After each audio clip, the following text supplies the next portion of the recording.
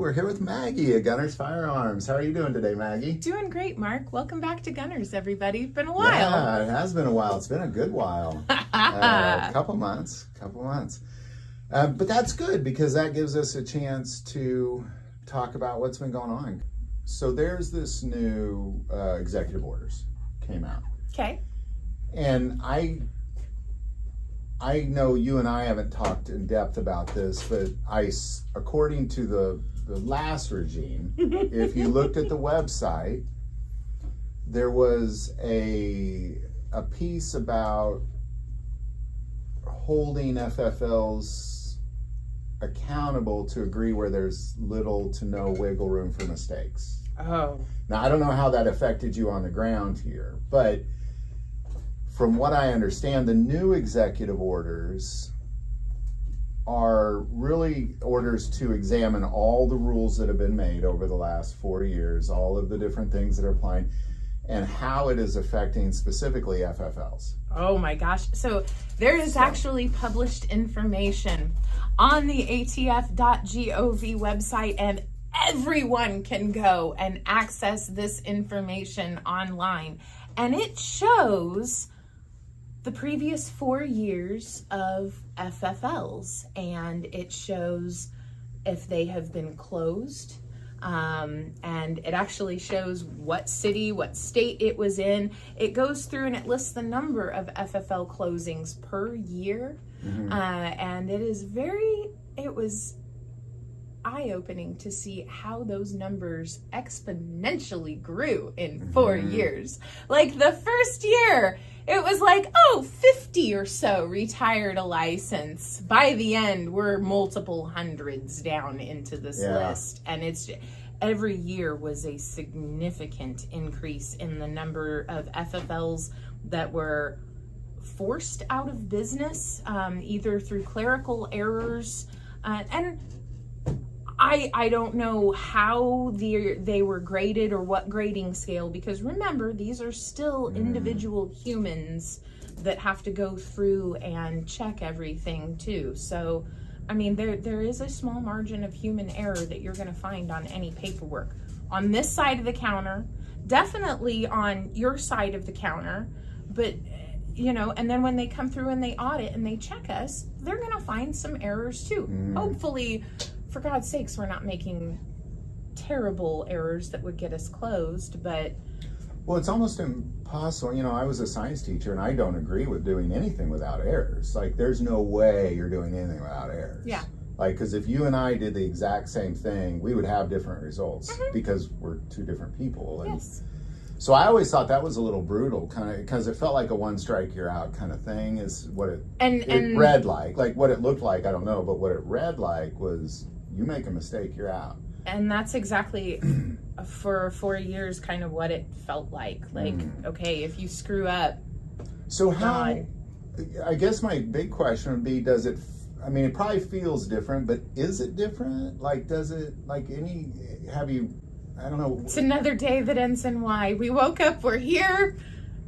Let's just see what happens and what gets thrown at us today. So the rules that we're going with now have been put in place by the previous, but we're still working on those same rules, assuming that that's the rules going forward. Well, if I understand you right, kind of like you can sense there's less threat, but you haven't really felt like it's just another day in paradise. Yeah, like you take a deep breath and you keep moving on. Yeah. Because it's still today, and nothing has changed today. It's the same as it was yesterday. The sun's still going to rise in the east. It's going to set in the west. And if we wake up, we'll be here tomorrow too, God willing. So, we're just here for it. Brian, you want in on this? Got any thoughts on it? No. All right. He's like, I got... Administration, they just use this as a political tool. Yes. That's just what the government does, collect data. Do you want to throw that in? It's good information. Yeah, the government is... Do you want to come in? No. He's like, no! Collecting data, political tools, weapons, whatever. Collect data, political tools, and weapons. Yeah. That's just, that's really, an FFL is a data collection point. Anything with government oversight or anything that is handed to the government is a data point for collection. Your income tax returns that you file every year. If you're running a business, that's a data collection point. Every piece of data the IRS collects, every piece of and this feels like tinfoil hat territory. I really don't want to. Do you mind if I ask you this? Let's just talk about what's real. Like, okay, so I know you have good relationships with almost anybody you interact with. I try You're just to. that kind of person. But when the ATF, from what I understand over the years, anytime you interacted with the ATF, you guys seem like you get along. Like maybe you go get like it's not a threatening interaction. So I guess my question would be, you've obviously interacted with the ATF. Yes. All right, okay. So is there a sense that, because my guess is they don't really want, the agents don't desire to shut down FFLs. They're being led by their boss. Not all of them. Maybe they do like it. I once met an IRS agent who wanted to take everything from a business I was at, and I was like, your job must be hard. And she literally said, oh no, I love doing this. Did you ever work somewhere when you were teaching where there was a teacher that just loved to pass out low grades to students? Yes, I've had teachers like that. Yeah, so is there a sense that, I guess the question That's is, and I don't just really have, is there a sense that their job is changing?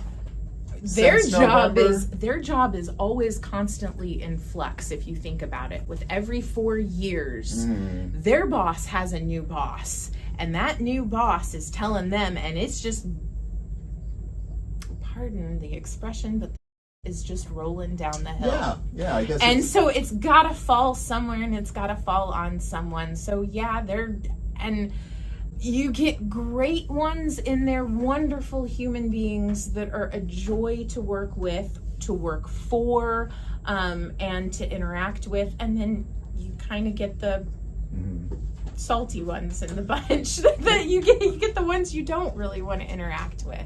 Now, have you interacted with any of them since the election at all? A strange question, but I'm just curious how the ATF dealing with FFLs may be changing. That's really interesting. Yeah, we always assume that there is ATF presence in our store, even if we do not know about it, because it's not like every single individual that walks through the doors of our establishment identifies themselves. Hello, I am here and I work for the government.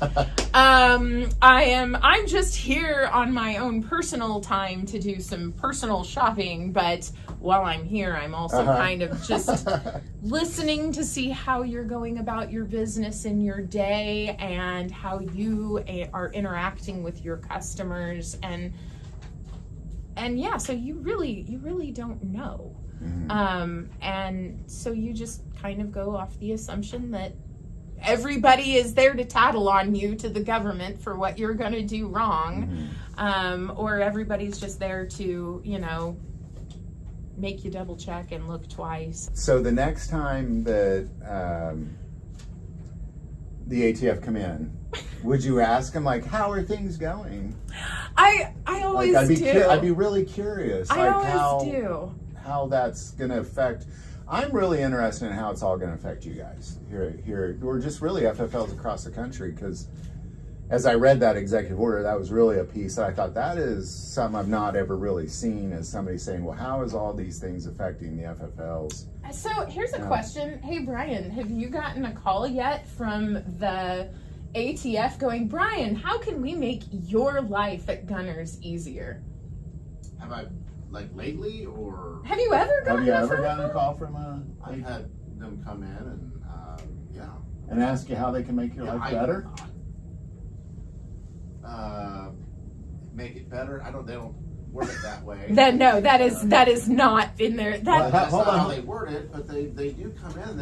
If you ask them questions, they're there to help you. They really are. You have to make the step and ask them, how can I do this better? Sorry. You're I don't think the ATF is out to shut us down. I disagree. I've never met one that's like, hey, I'm out to get you. I just don't think so. If they are, maybe I've been very fortunate and lucky, which, thank you, God, I feel that I am very fortunate and lucky, but had wonderful inspectors come in. All right, The, that's great. the ones we don't usually get along with or agree with, it's at that time that they have been trained to do their job, and the things at that time they have been trained to nitpick on. The rules exist. The rules are written, and it is up to each individual, as it rolls down the hill, how they interpret those rules, the way they are written, the way they are interpreted, and what they choose to focus on to make it harder or easier for those FFLs.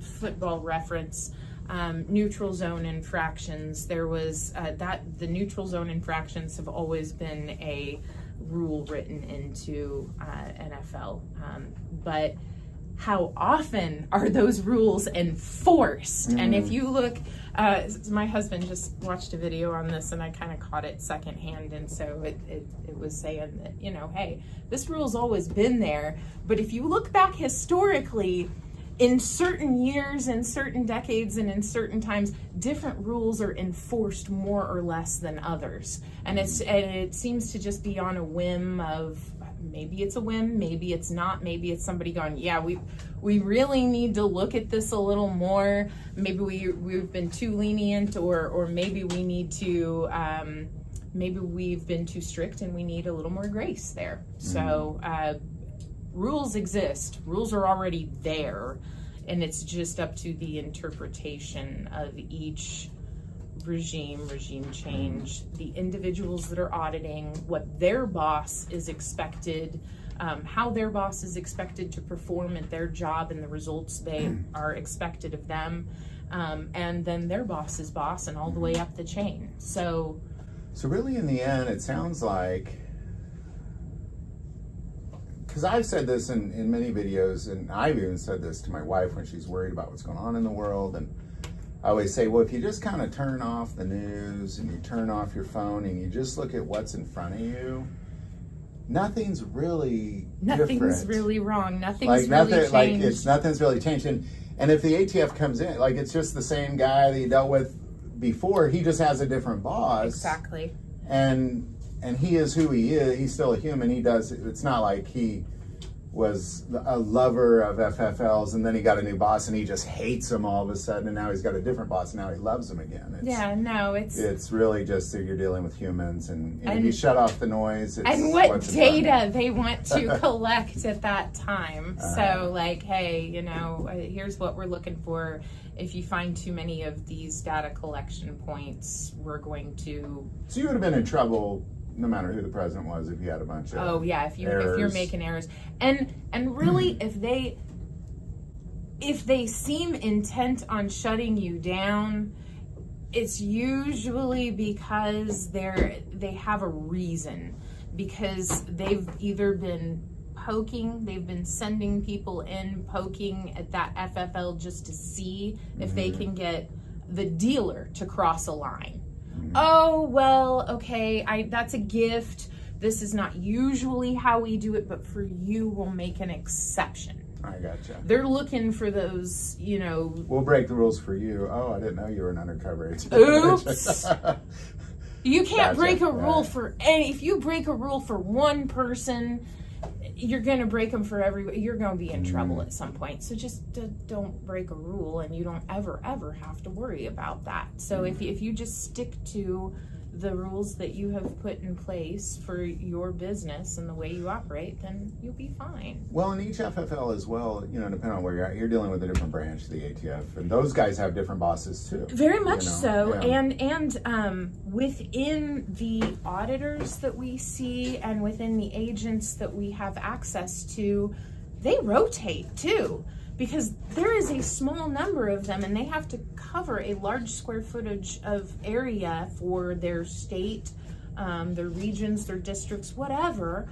So they're kind of spread a little thin, and you may not get the same agents time after time after time. Some people are lucky, they'll get the same ones that are in the area, and we'll have them from the day they open their business until the day they retire their business. And others, if they're a big enough store or they have multiple auditors, or maybe they're on a route that they're training new people, and so you're constantly seeing maybe one or two people that you knew from years past, but they've got somebody new with them that they're introducing to how the way things are done currently. So yeah, it's constantly you're constantly seeing new faces. You're not always seeing the same, and sometimes you don't want to make. Nobody wants to make a mistake on purpose. And we're not out there to do that. So really, just in the end, it's another day. Another day. Just another day in paradise. We woke up, we're here, nothing has changed. A lot of people didn't wake up today. Oh my gosh, that's true. That's Amen. very true. So the ones of us that did make it, we really are. We're the lucky ones, We're the lucky blessed ones. ones. We're here. All right. Well, gosh, Maggie, thank you so much. Appreciate the insight on this. You're welcome. But you will talk to the ATF next time. Say, I how's will. your job different? Usually it's just like we catch up on, if it's the ones we know, I got a lot of stuff we got to catch up on anyway. So, we'll be talking. Very cool. Awesome. Thank you so much, Brian. Thank you for your input on that one. Heck yes. All right. See you next time, everybody.